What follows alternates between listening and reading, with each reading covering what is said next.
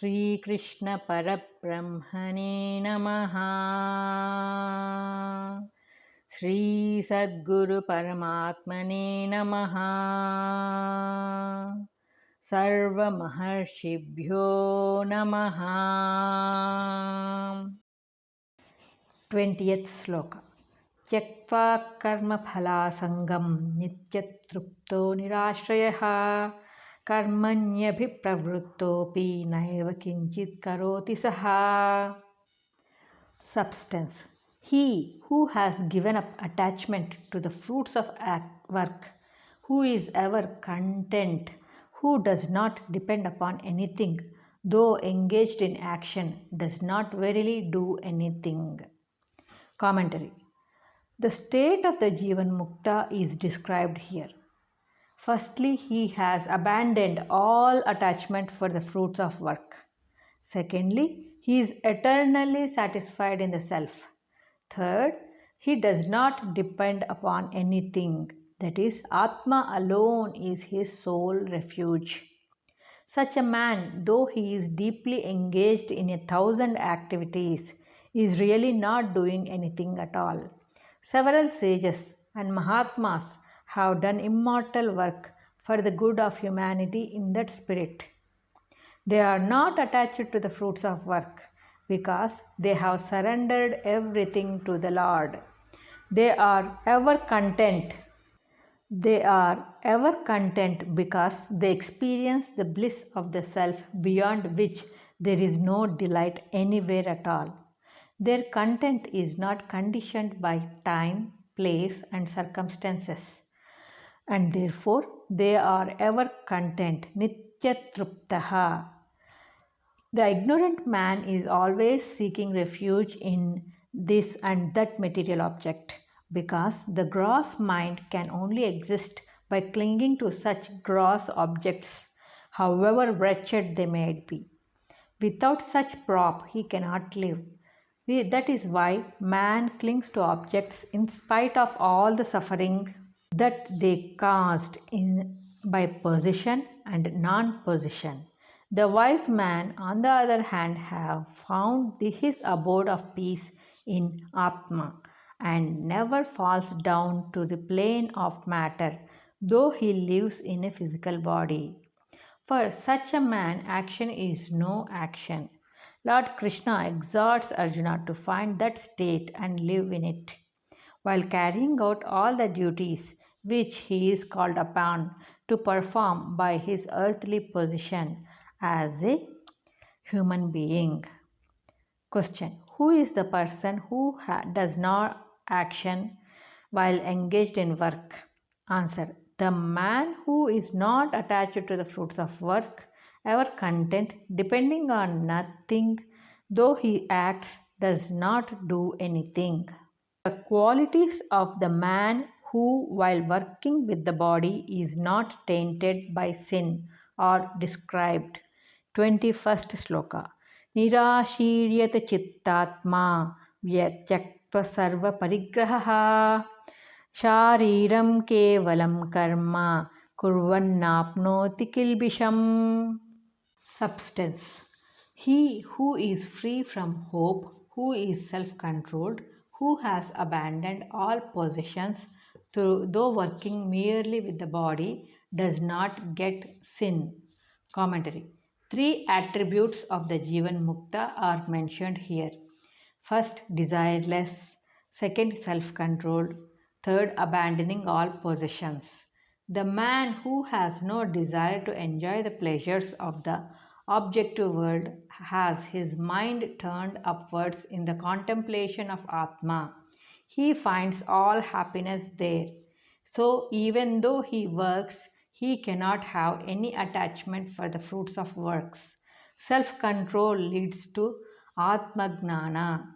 When the senses and mind are restrained, naturally, the man becomes free from the enticing temptation of the material world with all its glamour and attraction. When such a man works, he has no feeling of attachment for any material object at all. The third attribute, aparigraha, should be carefully noted by the aspirant. Non-receiving of gifts and possessions is enjoined by the Shastras as a very important discipline for the seeker. When one receives gifts from others, he takes with them part of the karma of the giver. The very purpose of the seeker, that is, to get rid of karma, is defeated. Why should he add to his own load the sins of others by receiving worthless possessions of material things? Non-receiving aparigraha is therefore enjoined as the rule of conduct for all spiritual aspirants. The man who, while acting, is not bound by action is described. 22nd shloka. Yadruchalabhasantushto dvandvatito vimatsaraha samaha siddhav cha krutvapi na nibhadyate. Substance.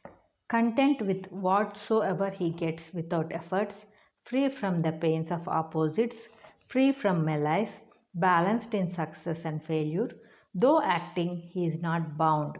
Commentary. Further attributes of the Karma Yogi are mentioned here. He is thoroughly contented with what is obtained without any special effort on his part. He is not affected by the pains of opposites like heat and cold, pleasure and pain, etc. He is free from malice towards any being in the world. He is equal-minded in success and failure. These qualities distinguish the Jivan Mukta and the perfect Karma Yogi. Work and wisdom, knowledge and action are interdependent. It is only the man of knowledge who can be a perfect Karma Yogi. Unless one acquires the knowledge of the self, it is impossible to work without attachment, to go beyond the pairs of opposites, and to be free from evil of malice. Thus, the Gnani who is acting in the world is not bound by karma. How is this knowledge of self to be attained? Unless a man undertakes selfless, desireless work, he cannot obtain purity of mind, and unless the mind is purified of all its evil tendencies of raga and dvesha, he cannot realize Atma. So these two aspects go together in the spiritual progress of man towards perfection. That is the reason why at the end of the third discourse on Karma Yoga, the Lord declares the perfection of self-realization, and here in Gnana Yoga, the secret of Karma Yoga is emphasized prominently. The Gnani is in a state of absorption in the self, and so what he does with the bodily vehicle cannot bind him.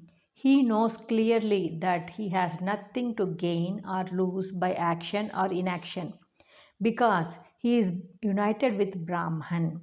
As long as the body lasts, its maintenance is carried on automatically without any sankalpa on his part. In this way, the bodily vehicle and the mental instruments are used for the good of humanity without egotism and any sense of personal doership. Such a man is not bound by what he does. Question.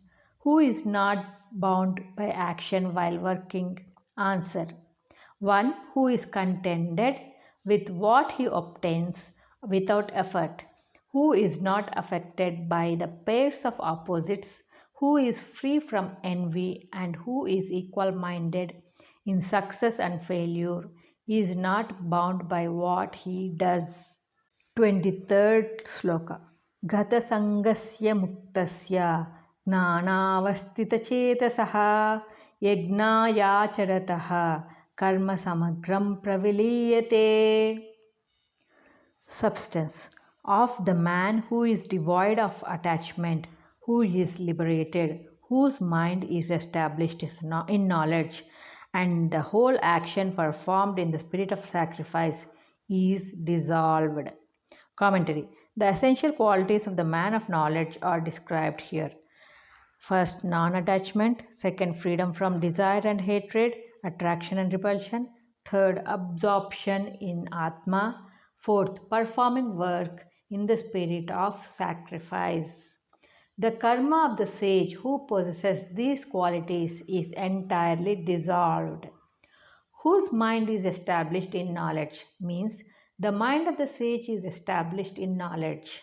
Such knowledge is the result of non attachment to the fruits of work and liberation from agitations of desire and hatred. For such a man, though he is engaged in 1,000 actions, all that he does is totally dissolved in the ocean of knowledge. So, it is clear that knowledge of the self is the only way to cut the bonds of karma. Without true knowledge, man is inevitably bound to the material world through his unrestrained senses and mind, and what he does is motivated by desire and egotism. And so he binds himself to the wheel of samsara. This bondage is the creation of man's own mind and is not the effect of the objective world. In fact, the objective world exists as it is, and man attaches himself to it by his past samskaras and suffers the unavoidable consequences of birth and death. The sage has discovered the original freedom of his own self, and so he has released himself from the enslaving forces of the senses and the mind. Such a man is not bound by karma because there is no desire for personal enjoyment and there is no feeling of doership. His work is thus dissolved in knowledge performed in the spirit of sacrifice. In the third discourse, it has already been stated that work done with any other motive except as dedicated to the Lord, as dharma, or as service to the humanity will cause bondage. It dissolved means it is emphatically stated here that nothing remains of karma for the man who has realized Brahman. Sanchita and Agami karma are destroyed in the fire of knowledge. Only prarabdha remains as long as the body lasts. And when the body falls, it is all over. There is no mind, there no karma to lead to further births. These ideas are the source of great thought for the man of action, the devotee, and the aspirant for liberation. All these are seeking for emancipation from the bondage of karma. And the message of the Gita is not the abandoning of action, but the freedom of man through right action. The secret is revealed how man should work and yet remain free from caught in the meshes of karma.